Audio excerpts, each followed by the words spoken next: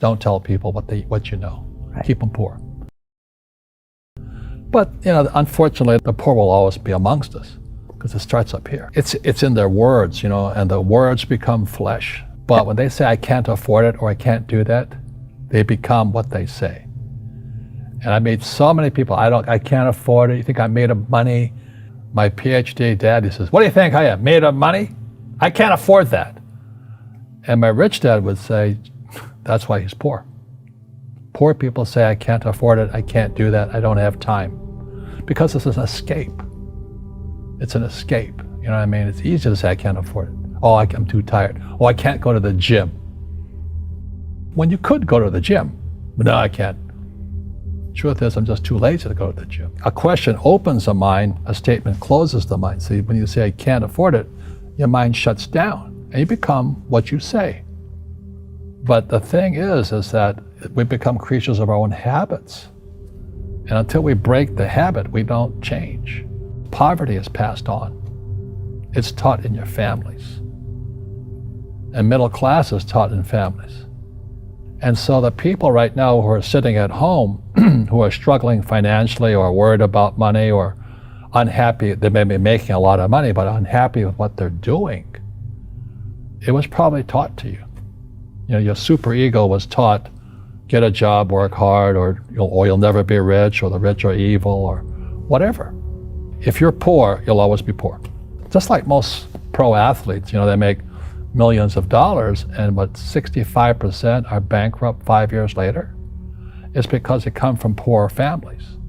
Now you tell them that, they get very angry at you. It's the rich fault. It's you guys ripped me off, and the government ripped me off.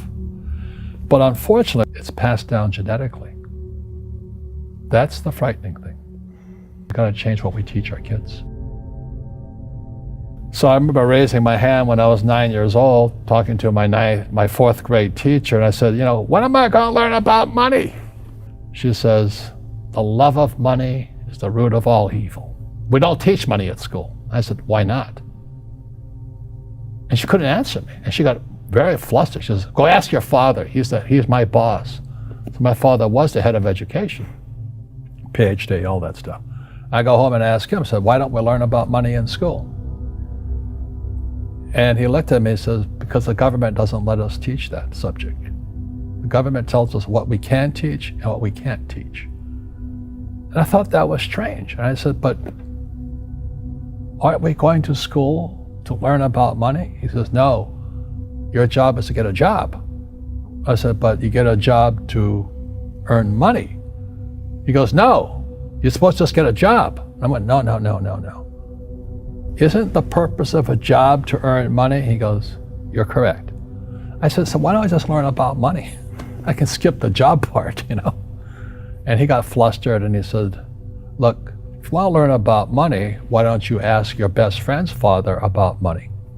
So I asked him. He says, because Mike's father is an entrepreneur.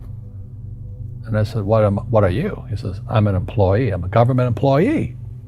And I went, oh. What's the difference? He says, the difference is an entrepreneur must know about money, or they're no longer entrepreneurs. And he says an employee doesn't have to know anything about money, because the government will take care of them, the company will take care of them. Money on one condition. And that condition was he would never pay me. He says, the moment I pay you, you think like an employee. He says, that's the trap. Entrepreneurs work for free. And now I'm 9 years old, my head's cracking in half. He says, you never want a paycheck. You understand that, kid? I said, okay, I got it. And he says, well, how do I make money? He says, that's what entrepreneurs figure out. It's a cat, which comes first, a cat or the cat chasing its tail. And I said, so how do I learn about money? So he would just break out a Monopoly game board. So I would work for free. I'd pick up cigarette butts, and he had hotels and restaurants, and I would clean and do menial tasks. And as I got older, I started getting into office work and marketing and accounting, and I was an apprentice basically, but I always worked for free. He says that the moment you accept a paycheck, your brain goes dead. As long as you're hungry, you'll think. And he was a great, great teacher. You see, most teachers in school, they're out of ethics. They teach subjects they themselves don't practice. A fake teacher is somebody who just wants a job and they'll teach anything. They teach how to shine shoes if you pay them more money. But they really don't know what they're teaching. For example, my calculus teacher, went to military school in New York, and I asked the teacher, I said, I'm in my 3rd year of calculus now. I said, am I ever going to use this stuff? He goes, no. Said, why do you teach it? He says, because I get paid. I said, do you ever use it? He goes, no. And that's why, you have to, in life, one of the things I suggest to people, you got to find a real teacher versus a fake teacher. And a fake teacher is somebody who doesn't do what they teach. And a real teacher is doing what they teach every day. School systems are making our students weaker. So in school, they have these things called now trigger effects. So you can't, as a teacher, you can't say anything that might upset the student. They don't want anything that might jar their point of view. So if I went into school, I'd be thrown out because I threaten them. And to me, isn't school about opening your eyes and minds to new ideas? But that's now out of the system. So everybody's got to be PC, politically correct now. And it's killing us. It's killing the brains of our kids. They're going backwards. But in their minds, they're more enlightened. If I didn't have ideas that shook me, I wouldn't learn anything new. But now these trigger mechanisms, we're actually making our students weaker in school. My success comes from spirituality, not finance. You see, people say, well, why don't you give the poor money? So the only problem with that is it just creates more poor people. You give a man a fish, you get a lot of people who want more fish, but you teach them to fish. We're more antagonistic, more antisocial. Social media is antisocial. That's the danger part. So the reason I'm speaking on spirituality, we got to evolve. It means meditation, it means yoga, it means praying, it means going to church, whatever it takes. But you got to get back to calm and peace and meditation. One generalized principle is emergence through emergency. So when you look at the word emergency, the base word is emerge. The only way humans evolve is via emergency. And a big one's coming. And it's going to be, as we all know, our banks have ripped us off immensely. They're just a bunch of crooks. I don't know how they can live with themselves. But the bankers rip off trillions and they get bonused in billions. Nobody goes to jail.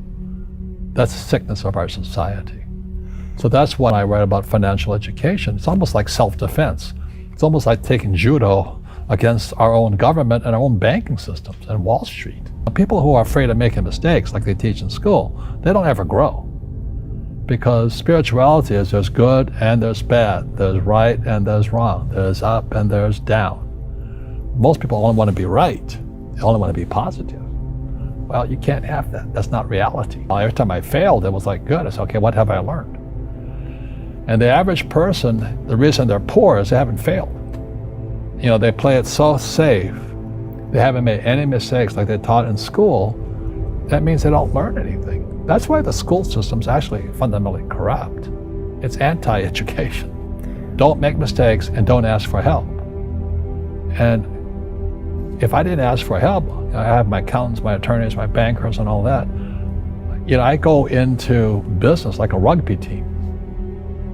Boom, boom, and we kick butt.